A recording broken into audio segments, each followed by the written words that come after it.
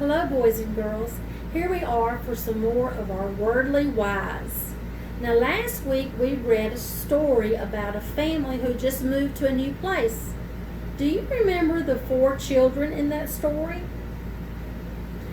Yes, we had David and Caroline, and then their new neighbors. Their names were, yes, Jordan and Tiana. Well, today we're going to talk about some more words that were in that story to go with the ones we learned last week. Look at this first picture. What are this boy and gorilla doing? Yes, they are staring at each other. When you look hard at something for more than a minute without even moving, you are staring. So the gorilla and the boy are staring at each other. So can we please say the word stare together? Stare. Very good. Now, we have some bowling pins. They are all lined up in straight line together. We call this a row. The bowling pins are in a row. Just like last week when they planted the flowers in the garden, they planted them in a row. But do you remember last week we had a word that had 2 meanings? Well, we have another word with 2 meanings. Look at the picture in the corner. Look at that silly duck. When you move a boat using oars, you are rowing the boat. So this duck is rowing the boat. So let's look at the word row and say row together. Row. Very good. Next, we have a leaf. And look at those droplets of water.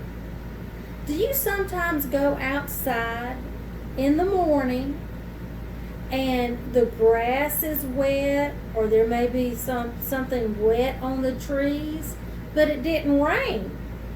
Well, we call that dew. Yes, dew.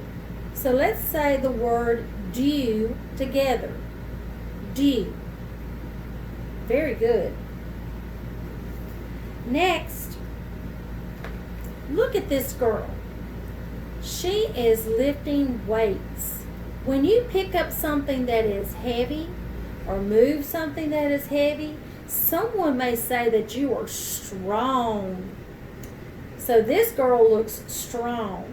Let's say the word strong together. Strong. Very good.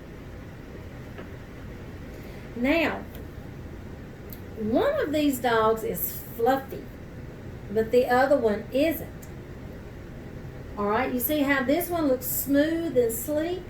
But look how his fur is ruffled up. He is fluffy. So let's say the word fluffy together. Fluffy. Very good. Now, let's revisit our story from last week. I'm going to read the story to you again. And this time when we come to our new words, stare, row, strong, fluffy, and what was that other word? Can you tell me? Strong, row, fluffy, and yes, dew. Those droplets of water on the leaf. Dew. So let's listen for those words, and we can look at the pictures as we go along. It was their first morning in the new house. David and Caroline ran out to the backyard. Mom followed behind, walking carefully. It had been raining the night before, and it was muddy. Just look at this garden, said Mom, smiling. There are rows of daffodils and tulips coming up. And the peonies is gorgeous. Even the dandelions look pretty. The garden was the reason Mom had wanted to buy this house. The dew glistened on the leaves and flowers.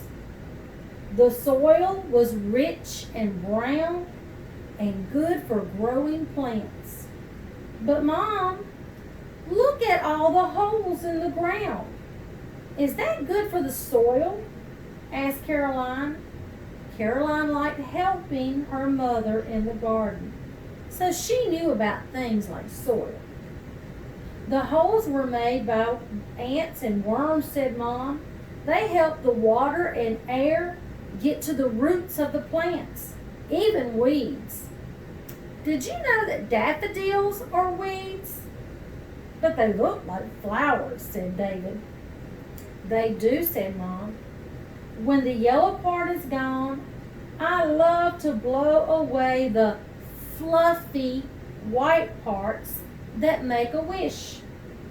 I wish the yellow part was gone now, so I could make a wish, said Caroline. What would you wish for? Asked Mom. I'd wish for some friends in the neighborhood, Caroline said. Caroline's mom gave her a big hug and said, I'd make just the same wish, honey. Well, I'm going inside to start unpacking. Try not to get too muddy. Neither Caroline nor David nor their mother saw the boy staring out the window next door. But Jordan was watching everything. He had been wondering for weeks about who his new neighbors were going to be. It's a boy and a girl, he said to himself, just like Tiana and me. Tiana, Jordan yelled, come see the new neighbors. Tiana had been really curious too.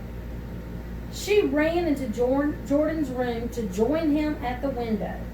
They both watched their new neighbors walk around the muddy yard.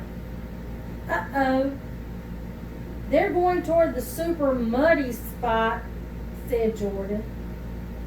We'd better go warn them. By then, Caroline had sunk up to her ankles in mud. She tried to pull her feet out of the mud, but she slipped, and oops, she landed smack on the seat of her pants.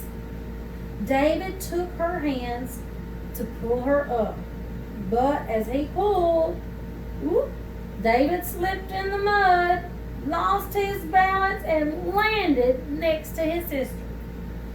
Let's go help them, said Jordan. Good idea, said Tiana. I'm sure we're strong enough to pull them out. So the two of them ran outside to see what they could do. Hi, Tiana shouted to Caroline and David. I'm Tiana, and this is my brother Jordan. We live right next door, and we want to help get you out of the mud. Tina gave Caroline her left hand and Jordan her right. Jordan took David's hand, too. The four of them formed a ring. Jordan and Tiana pulled and pulled, but oops, they slipped in the mud, too.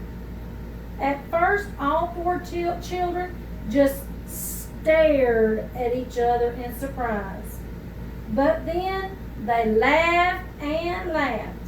What a messy, dirty, funny way to meet new neighbors. Mom heard the noise and looked out the window. When she saw the four children laughing and having fun, she smiled.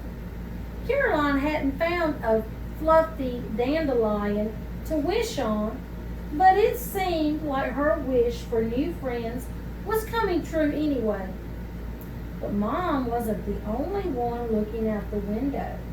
Maggie, the girl who lived on the other side of Caroline and David's house, was watching too and wondering about these new neighbors.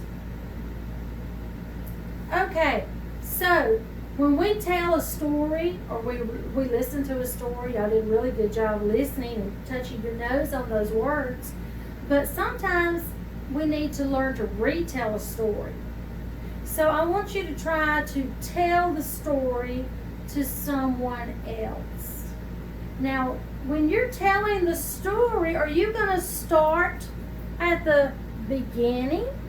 Or will you start in the middle? Or will you start at the end of the story? That's right. When you tell a story, you start at the beginning. And then you move on to the middle. And you have to save the last for the last. You can't skip and put it at the beginning because then the story won't be right. So always retell your story starting at the beginning, then go to the middle, and then finish at the end. All right, it's been a great day with Wordly Wise, and I will see you tomorrow.